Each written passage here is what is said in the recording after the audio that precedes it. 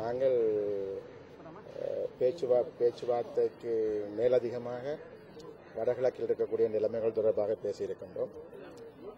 இன்று அதிஉயர் பாதுகாப்பு வலயங்களுக்கு மக்கள் இன்னும் போக முடியாமல் வலிகாமம் வடக்கு மற்றும் மற்ற திருவோணமலையில் இருக்கக்கூடிய சம்பூர் முல்லைத்தீவின் பல இடங்களுடைய மக்கள் இன்னும் மீளக்குடியேறாமை அரசாங்கம் இப்பொழுது ஒரு வேலியை யாழ்ப்பாணத்தில் ஒரு வேலியை அமைக்கின்றது.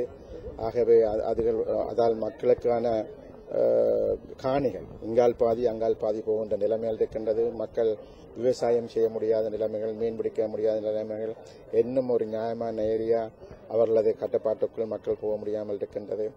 இதே போன்று இன்னும் 800க்கும் மேற்பட்ட பிரிசனர்ஸ் அவர்கள் இன்னும் எந்த விதமான வழக்குகளும் இல்லாமல் கூட கடந்த 15 வருஷமாக 18 வருஷமாக இன்னும்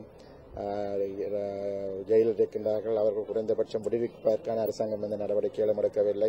இதேபோன்று ஆயிரக்கணக்கான இளைஞர்கள், யுவதிகள் அவர்கள் சரண்டர் பண்ணப்பட்டும் காணாமல் போயிருக்கின்றார்கள். அது பற்றின எந்த விதமான கருத்துக்களும் அரசாங்கத்திடம் இருந்து வரவில்லை. பேச்சுவார்த்தை தொடர்பாக கூட நாங்கள் பேசுவதற்கு தயாராக இருக்கின்றோம். ஆனால் இலங்கை அரசாங்கம் இந்த பேச்சுவார்த்தைகளுக்கு எந்த விதமான முன்னெடுப்புகளும் இல்லாமல் இருக்கின்றது.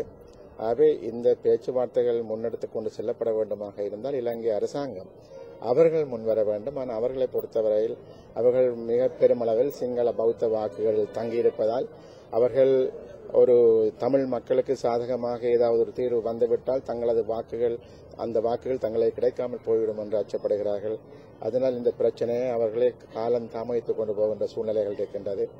ஆகவே இவ்வாறான ஒரு சூழ்நிலைக்குள் தான் இந்த பேச்சுவார்த்தை இருக்கின்றது. ஆகவே இந்த பேச்சுவார்த்தை தொடர வேண்டுமாக இருந்தால் நாங்கள் இருதரப்பு பேசி ஒரு தீர்வு எட்ட முடியாத நேரத்தில் பாராளுமன்ற தெரிவுக்குழுக்குள் பலதரப்புடன் பேசுவது நிச்சயமாக அங்கு எதுவும் ஆகப்போவது கிடையாது. என்றால் அங்கு இப்படி சிங்கள பௌத்த அதிதீவிரவாத சக்திகள் எல்லாம் அங்கு வருவார்கள் போன்ற விடயங்களை நாங்கள் தெளிவாக கூறியிருக்கின்றோம்.